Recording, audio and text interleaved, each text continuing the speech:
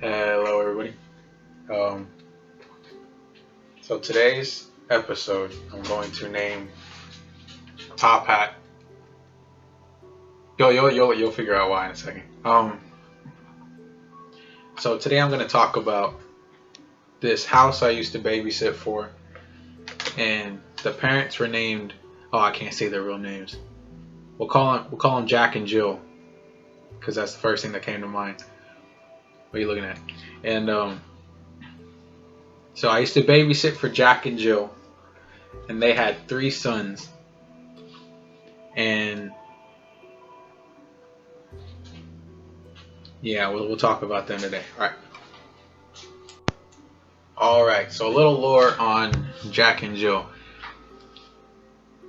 We knew them as friends, and I was 15 at the time, so I was like a sophomore in high school, and they asked me to babysit for them since they trusted me, and I loved all the boys. They were 5, 7, and 9, but like all 2 years apart. And so a little context on this.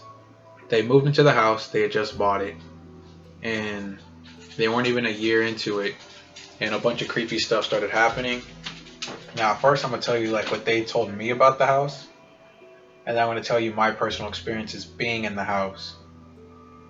Because I think if I did it the other way, it'd be kind of weird. So, a few months in, all the boys had never had problems sleeping, but they all developed night terrors within a few months of being in the house, especially the youngest one. He would like wake up screaming, wake up crying, and talks about like blood and gore. And what's weird is they had never been shown blood or gore. They were very monitored on the movies they watched and the video games they were allowed to play. So like the worst they've ever seen was like Halo. Like the action movies they watched didn't have blood or anything, so it was very weird that he was having dreams like that. And in the dreams he would talk about how he would see a man with the top hat who had a dog with red eyes that was like always at his side. And that was really specific, and that was really weird when Jill was telling me about this. And as creepy as that was, everybody thought, it's just a new house, they're young, the typical like explained it away type of stuff. But it got so bad that all 3 of the boys had to end up sleeping with the parents. They couldn't even sleep in their own room. And the mom said she would hear footsteps around the house at night while like the boys were sleeping. And they'd hear like knocks on the walls.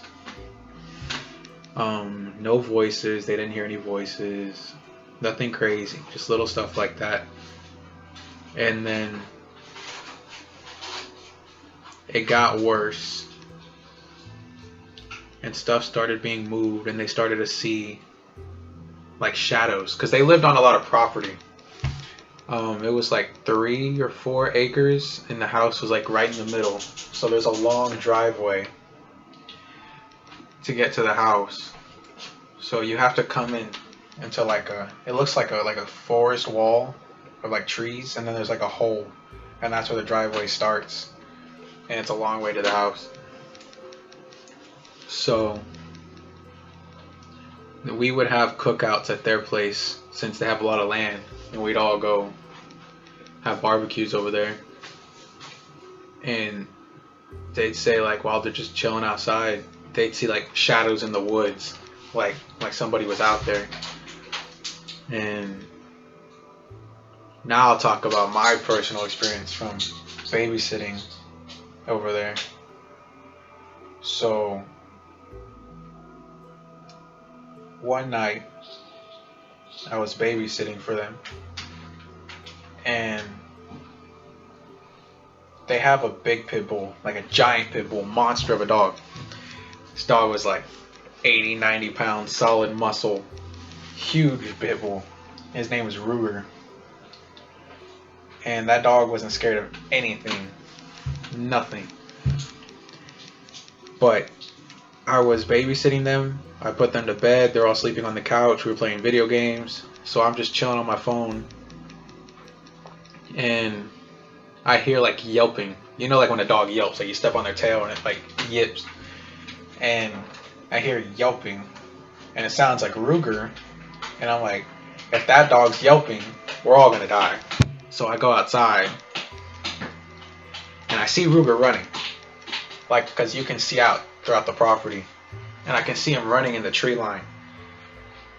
And I see something chasing him that looked like a bigger dog.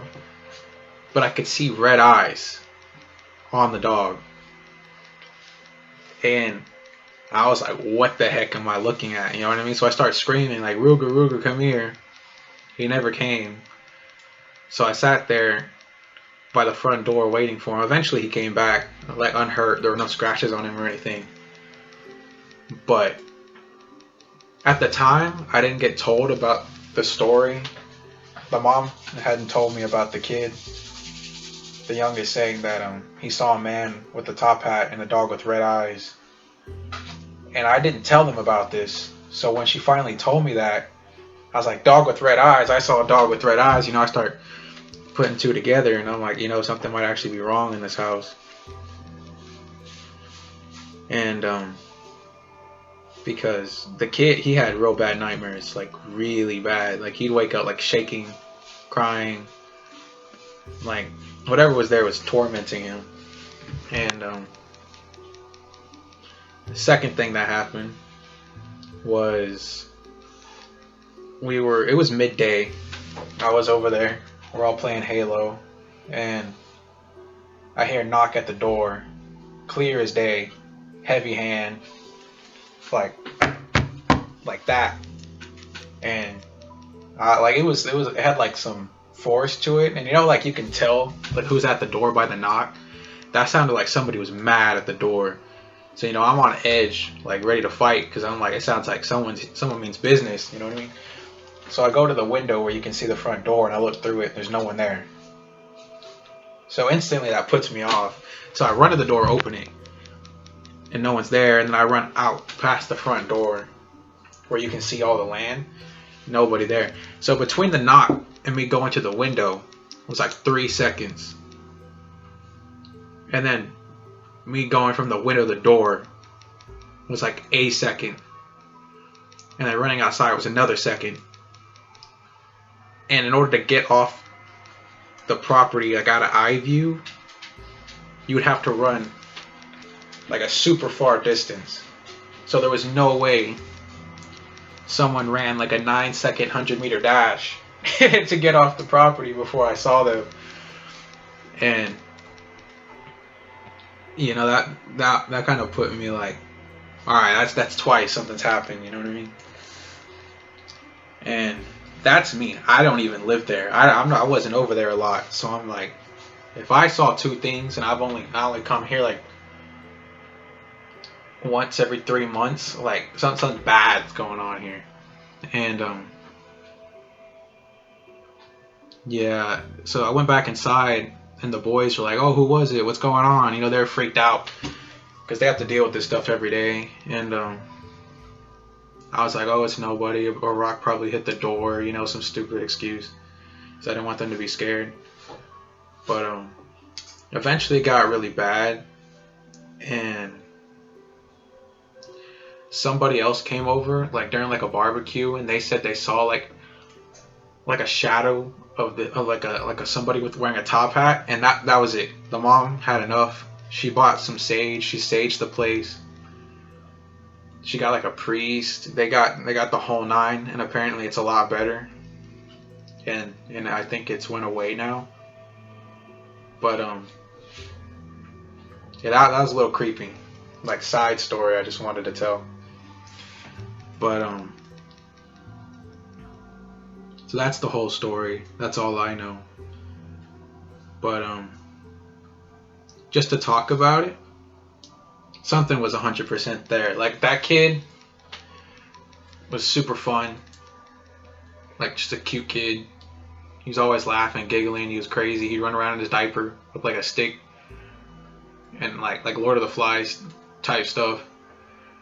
Crazy. And he's turned into like a quiet, like scared kid. It was really weird. Like as soon as he got into that house, and all the boys turned out like that. They all developed like anger issues, and they started crying real easy for like no reason. Like you tell them like, no, you can't have a sandwich, and they just start crying. Like they're like super emotional. Like the kids changed from being in the house. The parents also changed. They had like mood issues and stuff, but they're all doing way better now. Cause that was like when I was 15. I'm like 20 now, so. But I'm glad they're doing better. But you know, I just wanted to tell the story, and I guess that's the end of it. So wait for my next story. You know. All right, I'll see y'all later. Bye.